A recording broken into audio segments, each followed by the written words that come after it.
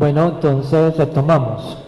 Listo, como para cerrando un poco, yo creo que entonces obedeces a políticas de gobiernos, que a veces se vuelven políticas de Estado, ¿cierto? Una cosa es una política que un gobierno quiere implementar y otra cosa es que se quiera volver de Estado, y entonces en estos 32 años se volvió una política de Estado, de querer acabar con el campesinado y obreros del campo.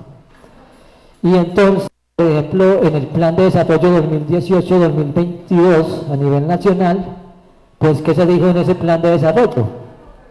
El campesino era incapaz, era un campesino dependiente y que por tal motivo, pues, las políticas tendrían que ser en términos de cómo ese campesinado tendría que pasarse a hacer otra cosa para comenzar a hacer, porque en esa incapacidad del Estado, pero en incapacidad del campesinado, el Estado no estaba en condiciones de superar. Cosas que han cambiado en este gobierno notablemente, porque sí se reconoce el papel que juega el campesinado en este país y lo que ha hecho el campesinado por el desarrollo del país. El TLC, pues, es una consecuencia netamente de la política de Estado, pues porque para los importadores es mucho más fácil traer los productos y porque hay un negocio y un mercado en juego, entonces los grandes prefieren traer la mercancía de afuera para poder tener como mayores ganancias en términos económicos y poder crear la economía nacional en términos de la producción. Creo que hay que leer los contextos, porque a veces resultamos replicando cosas que a mi parecer no son tan ciertas. Y eso tiene que ver como con el tema arrocero. ¿Cuál es realmente el problema arrocero? Y el problema arrocero, el primer elemento que hay que decir que tiene ese fenómeno es la tenencia de la tierra. Esos campesinos que producen arroz no tienen tierra propia, esa tierra es arrendada y cada hectárea le vale a cada campesino al año 1,5 millones de pesos cada hectárea y producen 3 cosechas al año. Entonces, como ya hay un monopolio de la tierra y hay que arrendarla, pues se encarece todo el tema de la costo de producción del producto del arroz. Y fuera de eso, las molineras, en este caso, traen contrabando de arroz del Ecuador. Pues la primera medida fue cerrar la frontera, como hacer que la frontera con el Ecuador en Rusaca se cierre para que haya cuando hay de todo el tema arrocero, de contrabando de arroz que por barato todavía el país. Entonces hay un tema ahí que yo creo que se debe profundizar, porque es que decir que solamente obedece a una política de gobierno de tales, no, es una política que ha venido implementando y es un problema en términos de tenencia, pero también del contrabando del arroz, que se traduce también en el tema del TLC, pues en todas las importaciones y todos los compromisos que tiene el gobierno frente a cuánto debe entrar por esos conceptos, y eso pasa. Entonces yo sí creo que eso es unos problemas. Y uno dice, bueno, hay un problema en términos de que el campesinado solamente vende materia prima. Nosotros producimos el café y vendemos café pergamino. De ahí para arriba no hacemos nada. Y en ese ejercicio nosotros estamos dejando de percibir, pues porque realmente el negocio del café está en la torrefacción, en el empaque y en la tirada al mercado, ¿cierto?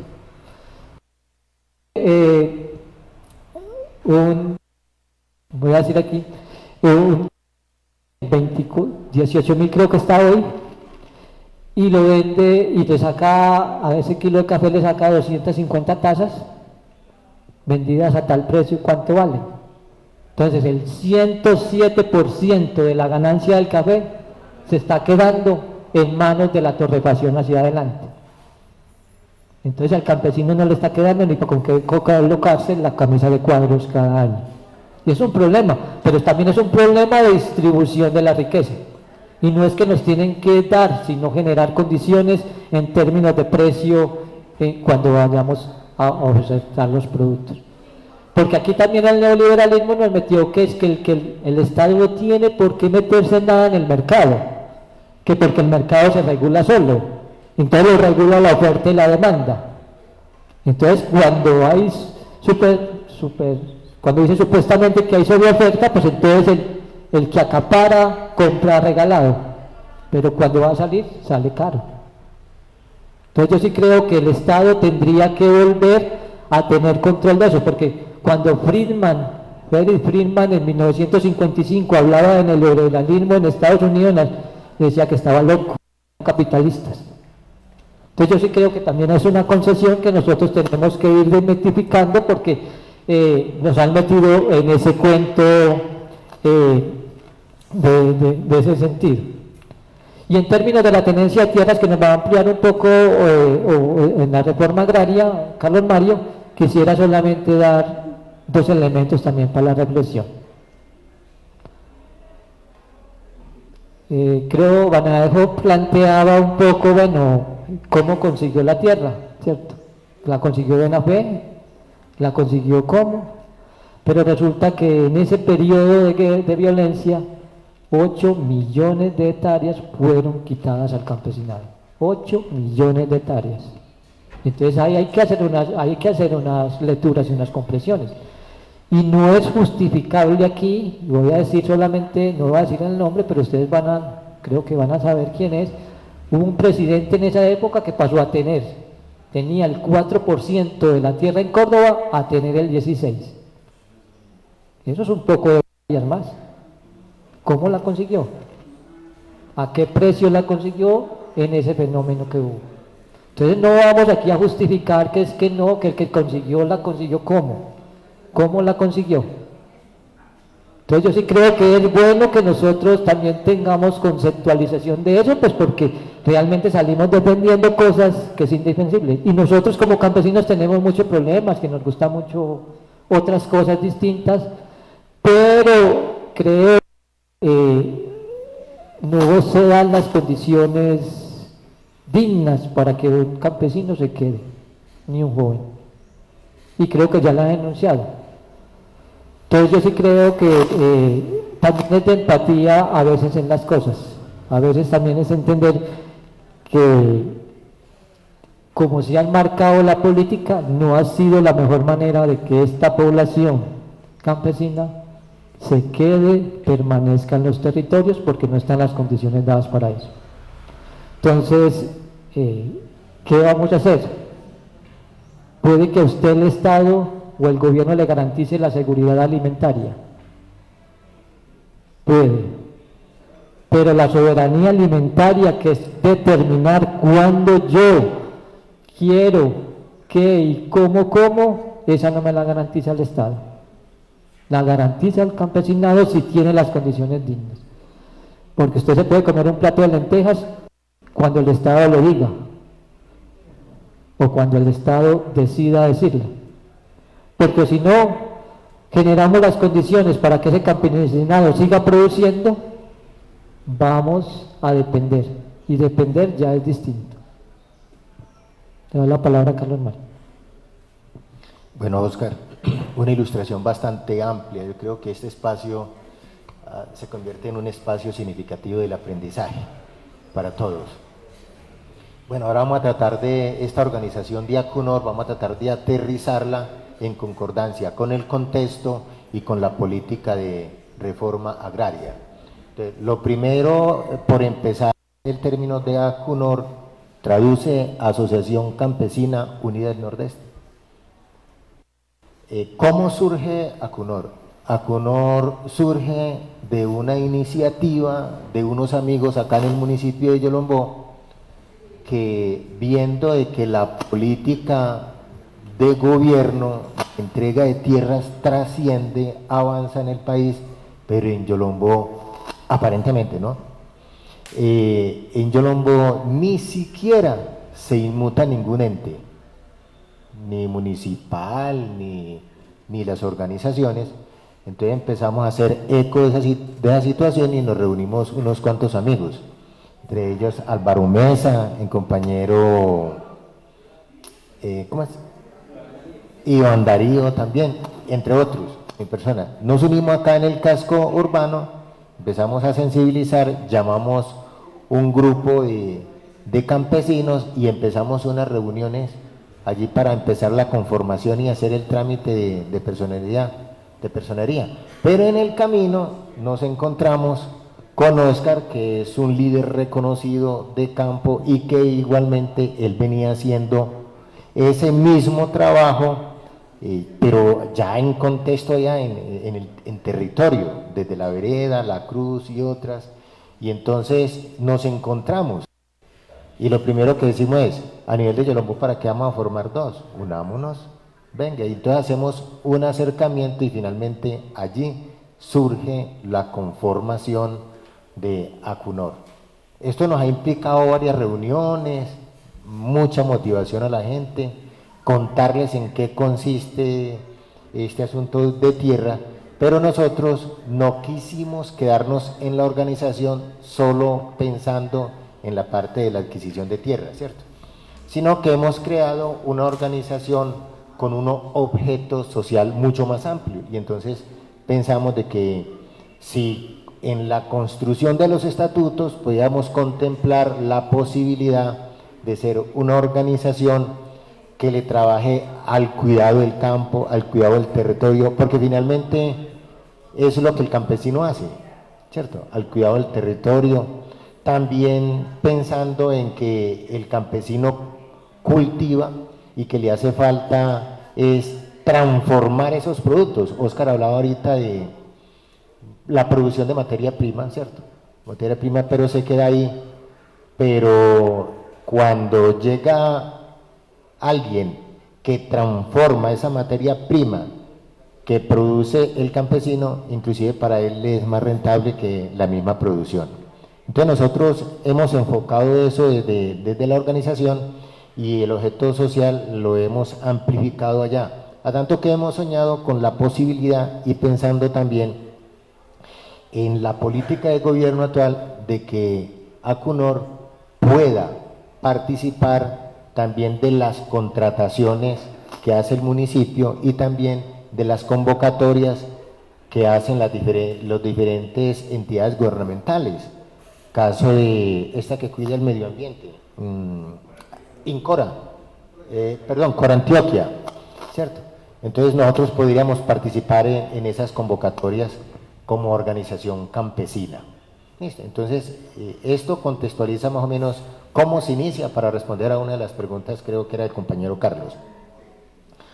Ahora, ¿qué nos fundamenta a nosotros como organización? El deseo y la inspiración en la tierra como campesinos.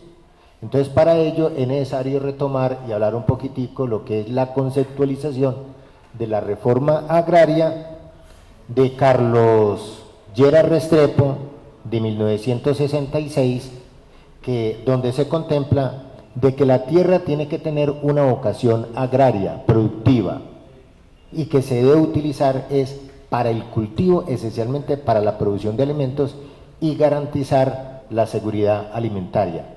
Esto se dice en esta reforma.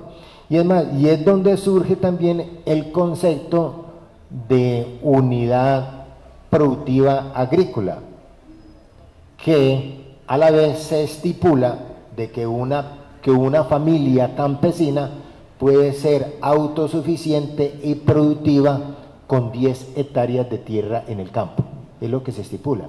Entonces, con esto se responde, creo que era el concejal Norberto que decía de que un campesino empieza con un proyecto de pollos y que termina comiéndoselo. Es porque el inicio, el principio de ese proyecto no está con la unidad básica de producción para la sostenibilidad del proyecto.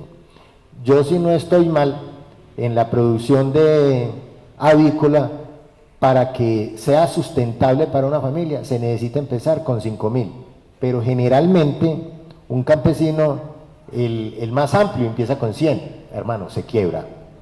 Usted empieza con 100 gallinas ponedoras, usted se quiebra, eso no le da porque usted no puede competir, y hablaban inclusive de la competencia, la competitividad en el producto. Usted tiene necesariamente, para que eso le pague siquiera el cuido y le quede un poquitico, usted tiene que vender canasta de huevo a 16, 17.000 pesos. Pero usted va en otras partes y consigue a 12.000, en este momento consigue huevo a 12.000. ¿Quién? Pero si usted se da cuenta quiénes son los que lo venden a 12.000, precisamente los grandes emporios que tienen no 5.000, sino 20.000, 30.000 animales produciendo huevo y que se recogen una cantidad inmensa diaria de huevo, entonces ellos sí pueden competir en el mercado. Bueno, entonces volviendo a la unidad familiar agrícola de 10 hectáreas, es precisamente en la política de reforma agraria integral es la que viene entregando este gobierno. Este gobierno se ha concentrado en la entrega de tierras principalmente en el sector de Córdoba y el Magdalena Medio. Vienen entregando, porque han sido los sectores agrícolas más significativos, más productivos y donde está concentrada la tierra con mayor capacidad y vocación agrícola. No obstante, estos territorios vienen siendo utilizados es en la ganadería extensiva y viene entonces aquí, si lo puedo llamar así, una pelea del gobierno actual con los grandes latifundistas.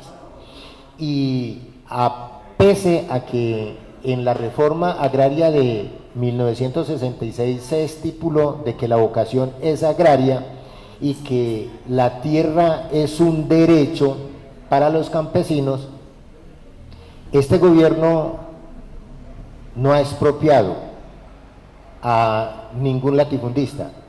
Viene diciéndole a los latifundistas que es necesario que para que la tierra cumpla esa función, ellos hagan entrega de esas tierras. Bueno, esa entrega de esas tierras no es gratuita.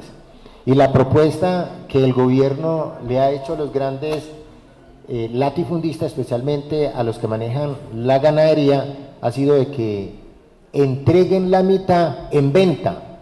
Es así, como ustedes pudieron observar, o a nivel nacional se puede observar de que uno de los grandes representantes de la ganadería en Colombia, ese señor Lafurí, hace parte del gobierno en una mesa de negociaciones y que estratégicamente fue ubicado allí para que ayudara a la entrega de tierras. Ya Fedegan ha entregado parte y los ganaderos han entregado parte de esas tierras, pero dice el gobierno que parte de esas tierras que han entregado o que han vendido no han sido suficientes para cumplirla. En el día de ayer el presidente dio un informe bien interesante. 647.000 hectáreas se han entregado en este gobierno y quedan faltando por entregar y que ya las tiene a disposición para entregarle a los campesinos 400.000 hectáreas más. Y le ha dado ayer el presidente la orden a Harman, Felipe Harman, que es el de la Agencia Nacional de Tierra, a agilizar ese proceso para que antes de que termine ese gobierno se puedan hacer entregas de esas 400 hectáreas. Aconor tiene la esperanza que en esas 400.000 hectáreas que hace falta se pueda extender la política de entrega de tierras en el municipio de Yolombó y los campesinos de esta región puedan acceder a ese beneficio. En Yolombó, ¿quién creyera? En Yolombó hay tierras también que podían entrar en este programa de entrega de tierras. En todos los lugares donde pasó el paramilitarismo, donde se concentraron las tierras, donde los grandes ganaderos, donde se han hecho ganaderías extensivas, están las tierras disponibles. Oiga, pero esto no es muy público. Y esas tierras están disponibles no porque se las vayan a expropiar a ninguno, a nadie le están quitando, sino que gran parte de esas tierras ya son del Estado, y la gente desconoce que son del Estado y se les han entregado a algunos amigos, inclusive de congresistas, porque es lo que ha venido descubriendo la Agencia Nacional de Tierra, que las tienen dizque en arriendo y ni siquiera pagan arriendos. y los que pagan arriendo pagan una suma sumamente mínimas. Esas tierras fueron entregadas al Estado para entregárselas a los campesinos que han sido víctimas. Y en la parte de la negociación de los narcotraficantes que entraron en el programa de beneficios con el Estado, de negociar, entregar tierra para resarcir los daños que le hicieron a los campesinos en cuanto a desplazamiento. Igualmente con los jefes paramilitares. Entonces, las tierras están allí y aquí en Yolombó hay tierras suficientes para entregar. Nosotros estamos a la espera. La reforma agraria integral, a diferencia de la reforma agraria de Carlos Llera Restrepo, tiene una diferenciación, y yo creo que, bueno, sería muy osado decir de que la reforma de Carlos Llera Restrepo fracasó, porque en términos generales no lo evaluaremos así, de que fracasó, pero no fue un éxito total, porque a los campesinos se les entregó tierra, pero no se les entregó capacidad para que ellos trabajaran la tierra y que permanecieran en el tiempo allí. Entonces, a un campesino le entregaron tierras, pero no le entregaron créditos favorables, se endeudaron y terminaron entregándole las tierras otra vez a las entidades bancarias, y las entidades bancarias fueron vendiéndoles a quienes concentraron nuevamente la tierra. Entonces, digamos que en ese sentido, esa política no fue tan exitosa. Se pretende que esta política de la reforma agraria integral, que consiste en lo siguiente: entrega de tierras en unidades productivas, unifamiliares productivas, agrícolas productivas, que se llaman, es decir, no entregar más de 10 hectáreas, porque con la reforma de Carlos Llera Restrepo se entregaban hasta 50 hectáreas, o sea, más. Bueno, entonces la cantidad de tierra era mucha, y el campesino terminaba volviendo a vender eso, por lo que ya pues ilustraba. Ahora en esta es solo máximo 10 hectáreas, pero adicionalmente esto viene con programas del Estado de financiación, viene con asistencia técnica y con todos los servicios necesarios que necesita el campesinado. Vías, esencialmente vías. Y el Estado, el gobierno en este momento no está entregando tierras donde no haya acceso con facilidad, no la está entregando. Y si las entrega, inmediatamente empiezan el programa de las vías para que los campesinos no vuelvan a entregarlas. Y una condición muy especial para los campesinos: bueno, individualmente no le están entregando tierra a nadie se le está entregando de manera individual. Se está entregando es a las organizaciones campesinas, a las asociaciones. Y a las asociaciones les entregan, ellos tienen la responsabilidad de luego parcelar y entregarle a cada uno de los integrantes que le entregan las tierras, pero son 6 años, como 3 años, 320 días, que no son los 7 años completos, pero son casi los 7 años que los campesinos se deben de quedar con la tierra produciendo. Y si no producen, el Estado les vuelve a quitar la tierra. Me parece que es una política, yo no sé, yo la considero que puede ser muy acertada, porque esto limitaría que el campesino vuelva a entregarle la tierra y que la tierra se vuelva a concentrar y la vuelvan a tener las personas que inicialmente la tenían. Pero bueno, no he hablado de beneficio y no solamente de las vías, también son con servicios públicos y con vivienda. En el momento del programa, y a propósito no debía haberlo mencionado antes, es que la reforma agraria integral es producto de la negociación entre las FARC y el gobierno en el momento, el gobierno Santo, las negociaciones que se llevaron en La Habana, y esa reforma integral contempló que la entrega de tierra tenía que ser acompañada con todo esto que les vengo diciendo. Entonces incluye también la entrega, las hectáreas, ¿me está escuchando? Incluye también entrega de vivienda para el campesino. A quien le entregan las 10 hectáreas también le van a entregar la vivienda, y la asesoría técnica para que la gente trabaje. Y hay dos posibilidades: que al campesino le entregue y él desarrolle su proyecto productivo de manera individual, o que de manera colectiva la asociación desarrolle proyectos productivos y entonces sea sustentable y productivo para los campesinos. En esto, más o menos, haciendo una pequeña relación entre esas dos reformas agrarias. Bueno, el sueño de Acunor es nosotros poder llegar a esta parte. Venimos trabajando en la parte de la organización. Ya hemos empezado con un proyecto de cultivo de pepino para empezar pues como a mostrar, y adicionalmente, inclusive en este fin de semana hemos empezado con un proceso de capacitación. El SENA se ha vinculado ya a la organización y empezó un proceso para certificarle a cada uno de los campesinos sus conocimientos en producción agrícola. Esto como uno de los requisitos de la capacitación y formaciones que deben de tener estas organizaciones para en el momento en que haya acceso a la tierra. Bueno, hasta aquí más o menos les cuento acerca del proceso. Esto como para complementar un poquito, aquí ha habido varios intentos en términos de reforma agraria. Si ustedes, la historia dice que en 1936 López Pumarejo pues hizo la primera reforma agraria con la ley 200. Esa ley 200 de 1936, que se hizo la contrarreforma en 1948 después de la muerte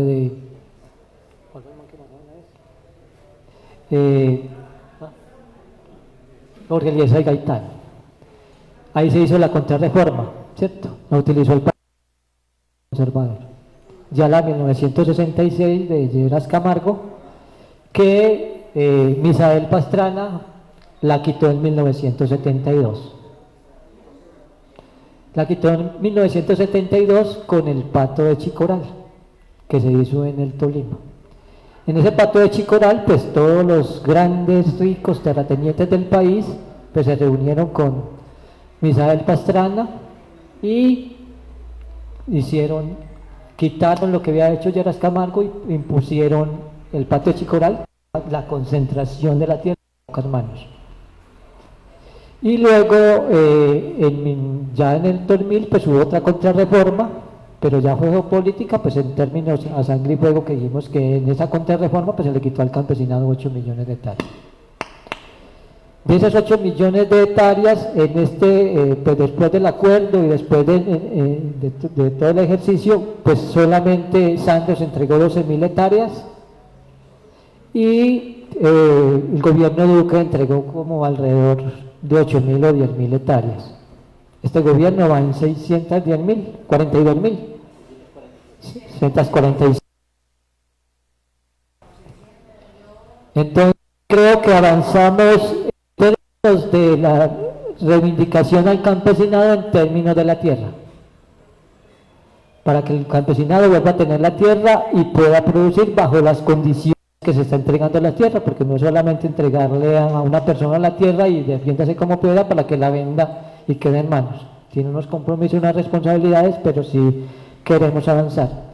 Y se está haciendo bajo la normatividad que lo dije ya, dentro de la ley 160, que es una ley solamente neoliberal y que solamente en su concesión está el mercado de tierras. Compra y entrega, pero no tiene una función, como lo dice la Constitución, social de la tierra.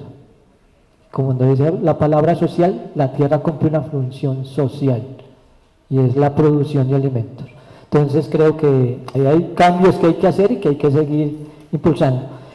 Oscar planteaba un tema, si los campesinos se reconocían o no si los mineros se reconocían o no se reconocían mineros.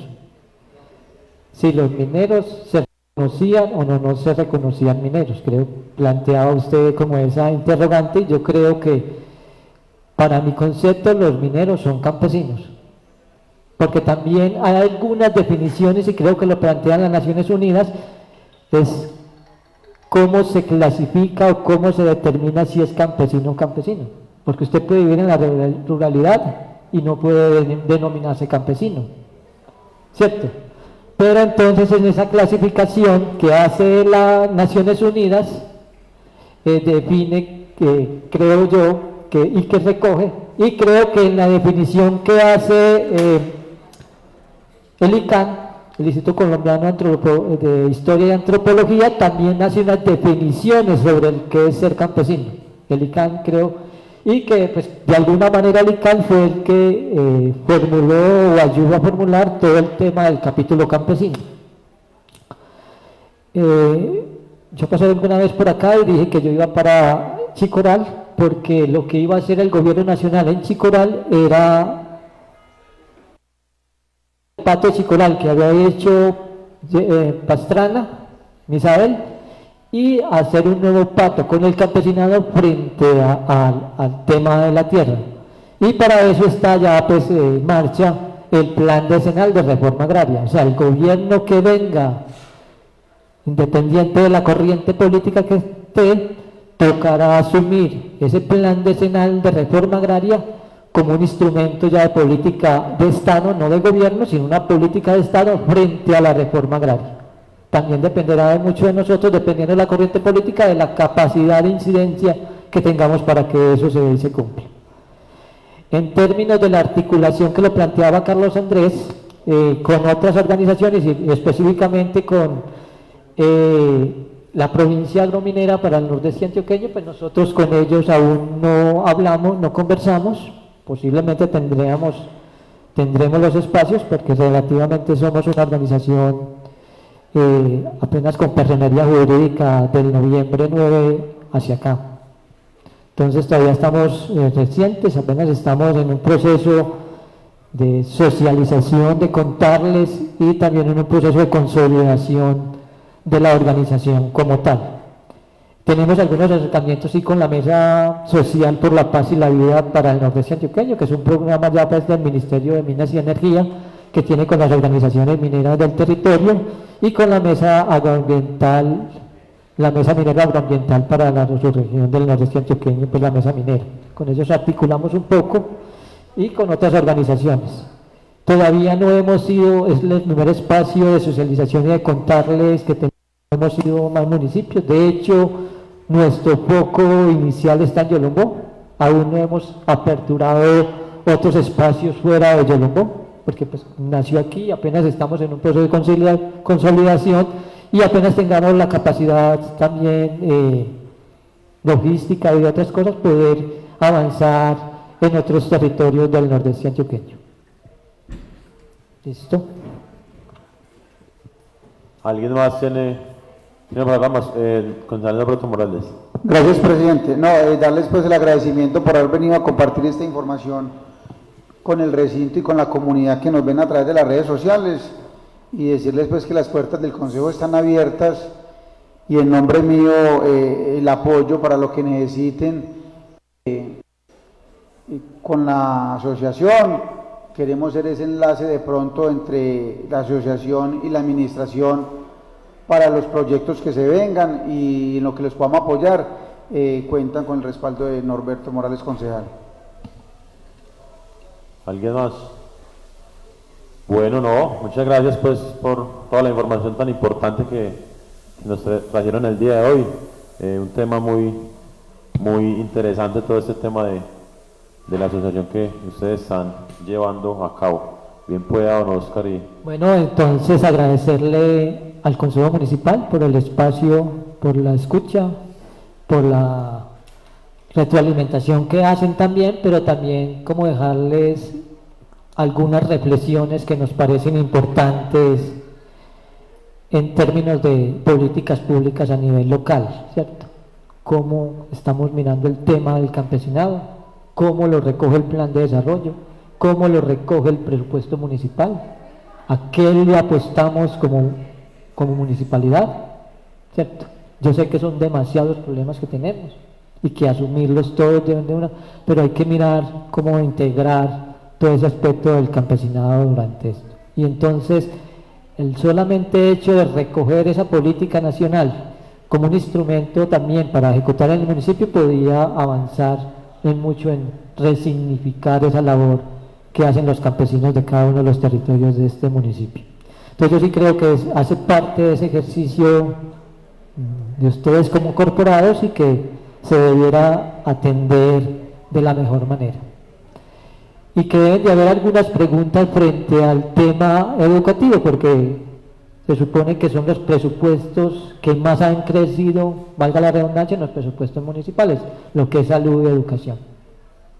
Y si eso se ha visto reflejado en algunos elementos en términos del campesinado, hablando de una población específica del campesinado. Puede que en otras, aquí en la parte urbana, porque yo escuchaba que 400 personas ingresaron a ciertas universidades, pero ¿cuántas de esas personas son campesinas?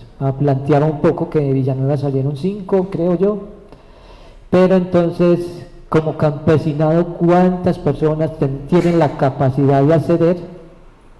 Porque planteaban aquí también era que el que no estudiara porque no quería, pues así como una palabra, pero también habrá que mirar las circunstancias, tiempo, modo y lugar en la cual la gente tiene esa capacidad de poder estar o no estar en un espacio de eso. Entonces, muchas gracias y creo que seguimos en contacto y que entonces dentro de sus agendas y de la agenda institucional, pues el que ejecuta y administra los recursos, también eso esté como presente y ejecutado.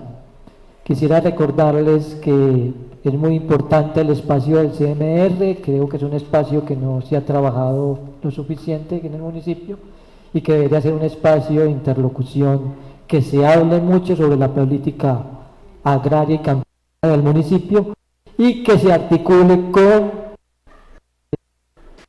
Comité de Reforma Agraria, conforme que creo yo, pues, y me equivocaré de pronto, no hace parte como de las iniciativas o apuestas del gobierno municipal y que creo que eso se queda ahí como ambiguo, sin mucha trascendencia posible. Entonces, como para que miren y revisen y que nos seguiremos hablando y conversando frente a estos temas. Muchísimas gracias.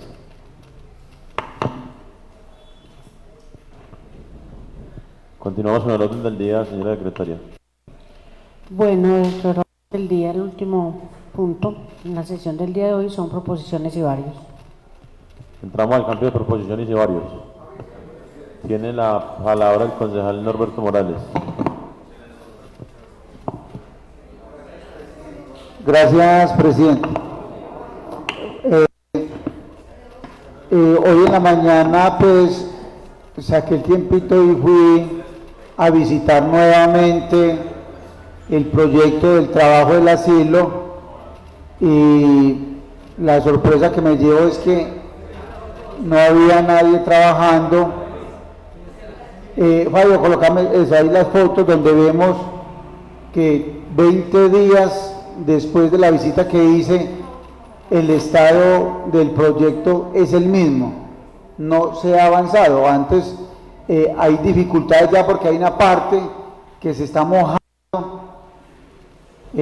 por donde los abuelos tienen que pasar al comedor, entonces vemos que por el invierno se ha afectado antes más. Entonces sí, pues quería traer esto aquí a colación porque muy delicado que 20 días después el avance del proyecto sea ninguno y fuera de eso hoy no había nadie elaborando. Entonces sí los invito, compañeros, para que estemos pendientes de este proyecto y miremos cuáles son los pasos que debemos seguir para que esto se llegue a feliz término, porque sabemos que es un buen dinero el que se está invirtiendo allí, no tanto por el dinero, sino por los abuelos, que son los que se están viendo más afectados por los retrasos de este proyecto.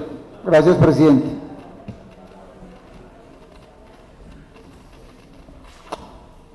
¿Alguien más? Ahí sería también como seguirle haciendo seguimiento al tema y también de pronto hablar con el que está ejecutando el proyecto es la provincia minero Agua Ambiente. agroambiental, entonces sería bueno. La provincia, entonces, si miramos a ver qué podemos hacer, si mandar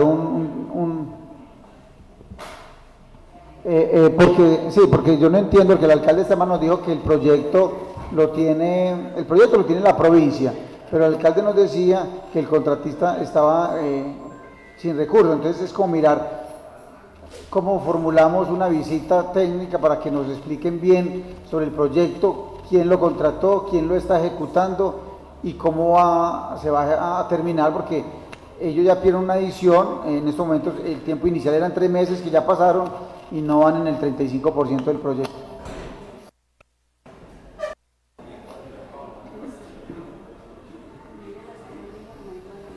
Entonces sería como No, yo es para que, ponerlo a conocimiento. sí, no, porque pensé que de pronto conformamos una comisión para ir o algo así, pero entonces ya usted le va haciendo seguimiento, usted lo va haciendo. Ah, sí, nosotros pues hay una comisión que hemos ido a visitar diferentes cosas, entonces los invito que esta semana saquemos el tiempito y nos peguemos la visita, y si de pronto encontramos el ingeniero, ahora 20 días hablé con él, pero hoy si no está, que es bueno no tener información de primera mano para uno no de pronto hablar lo que no es. Gracias, presidente. ¿Alguien más? Bueno, no siendo más, recordarles el desfile hoy a las 4:30, los que puedan. Todavía no. Todavía no.